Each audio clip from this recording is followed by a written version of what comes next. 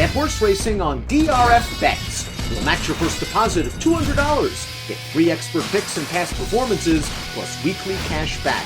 All from Daily Racing Form, the most trusted name in horse racing.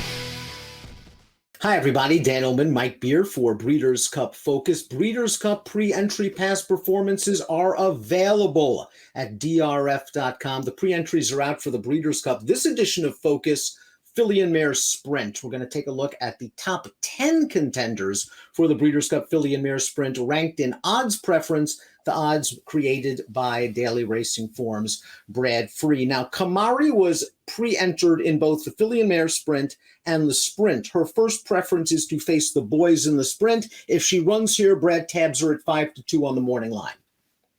Yeah, I think this is probably, and at least in my opinion, this is probably the race they should run in. I think she'd be pretty tough if they ran her against fillies and mares, Dan. It just seems like a pretty tall ask to me to run her against boys like Jackie's Warrior and perhaps Jack Christopher. She's coming into this race off a victory in the Gallant Bloom at Belmont at Aqueduct, a race in which she handled Lady Rocket, who's also on this list. But we'll also see Mare's performance up at Saratoga over the summer. Frank's Rocket, who's also a relatively short price on Brad's line, makes the lead here at the Spa, and Mare's going to run Frank's Rocket down in the shadow of the wire. Yeah, she actually wins this race pretty easily at the end. She didn't break great in this race, and which left her maybe a little bit further away than she tends to be. But she's just better than Frank's Rocket. She's going to run her down under strong handling at the end. I don't know, Dan. I think she's a really, really nice horse. And if they ran her in this Filly and Mare dirt sprint, I think she'd be really tough to beat. If Mare does scratch, however, and decide to run against the boys in the Sprint, there's a chance that the defending Filly and Mare Sprint champion, CC, will end up the favorite. CC threw in a couple of clunkers, one at Saratoga earlier this year. She might not have handled the track in that race. They gave her a little bit of class relief in the Chillingworth at Santa Anita, her most recent start, and she just dominated this field as the 1-5 favorite. Is this a situation where CC is back in business, or did she just have to win against this group?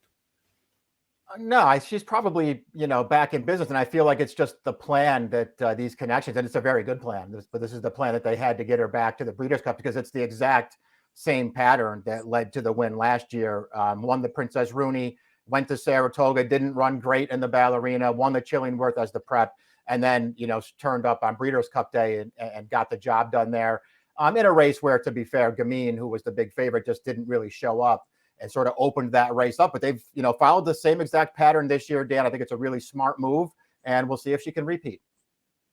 I wonder if Goodnight Olive is sort of the now filly in this division. We're going to watch her most recent startup at Saratoga. This is the Grade 1 Ballerina. She stayed right up close to the pace in this race. You see Caramel Swirl on the outside. Goodnight Olive was able to utilize her good tactical speed in this race. This is the race where CC, you see her floundering now in 5th position, might not have handled the track. Yeah, that wasn't CC's best race, but it was certainly Goodnight Olive's best race. This is 5 wins in a row now for Goodnight Olive, and now she's a Grade 1 winner. That race, of course, over 7 furlongs, which she is now 3 for 3 at. She has good tactical speed. She keeps getting faster. I don't know. I find it impossible to knock this horse on the way into the Breeders' Cup. A horse with one of the fastest buyer speed figures, career, coming into this race is Frank's Rocket, 5-1 on Brad's morning line. Now, we've seen Frank's Rocket throughout her career. She is a millionaire. She's a very likable horse for the Belmont barn. But as we saw in the race with Mare earlier on, there have been plenty of opportunities where she finds one better. Her kind of signature win this year came at Charlestown, going 2 turns against Weaker. Yeah, she's a good horse. She's probably just, maybe a slight cut below the really top Filly and Mare sprinters, Dan, but she shows up and she runs every time. And I think you also have to respect, how adaptable she is. She can get any kind of a trip in a race. And it's not like there are, any races where she doesn't show up at all. She always, gives a good account of herself. I just feel like she, not quite as good as some of the best in this division. Let's take a look at 6 through 10 while talking about the number 5, Obligatory, a horse that doesn't have a ton of early speed, but surely pops a stretch punch. If this pace is fast, 7 furlongs is an ideal distance for her, and I could certainly see her threatening with a big late kick. Oh yeah, I think she's a pretty underrated dirt sprinter. She does, she's a little bit reliant on pace to really show up and run her top race. But when you're talking about a Breeders' Cup sprint race, they're supposed to go fast in front of her, and if they go fast in front of her, you'll know her late. Echo Zulu, last year's Breeders' Cup Juvenile Fillies winner. This is her distance. She is more of a sprint type. You got the feeling that after the Kentucky Oaks, they were going to concentrate on one-turn racing for her. She had a little bit of a hiccup on Belmont Stakes Day, but I would not sleep on her because the talent is certainly there. And again, this distance is probably better for her.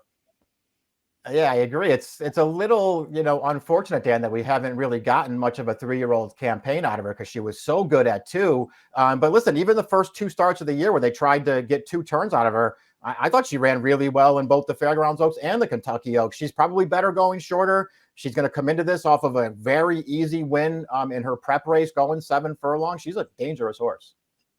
Conversely, is Latruska better going longer? She has done some remarkable things throughout her career. One of the better fillies and mares in the distaff division. This year, her last few races have just not gone very well. She hasn't looked like the Latruska of old. Maybe she is just getting older. But they're turning her back here in this race. Does she have the speed to compete with these in the early portion? I think she does. I mean, she's a fast horse, to be sure. I don't think the question is, is she fast enough to handle the cutback to 7? Because she is. The question is, does she have anything left in the tank at all, Dan? Because it really feels like, based on her last couple of races, she's completely over the top. 8 through 10 on our list, solid horses. Edgeway and Slammed put on a nice show at Del Mar earlier this summer. Slammed has done some nice things. She is a true win machine. Lady Rocket really likes Aqueduct and had, I would think, all of the opportunities last time out against Kamari, only to be run down late. Yeah, I'm not a big Lady Rocket fan. Edgeway and Slammed, I can see, either one of those horses being effective in this race. Edgeway, to me, she's just really underrated, Dan. Doesn't get quite the respect she deserves. Second in this race last year. A lot of interesting horses in this race. Will Latruska be able to find her best cutting back to 7 furlongs? Will Echo Zulu improve to that triple-digit buyer that she'll likely need to run to win a race like the Filly and Mare Sprint? Will Kamari run in this race, or will she opt for the sprint? Will CC make it 2 in a row? Breeders' Cup past performances, the pre-entry past performances, are available on DRF.com. This was the focus for the Filly and Mare Sprint.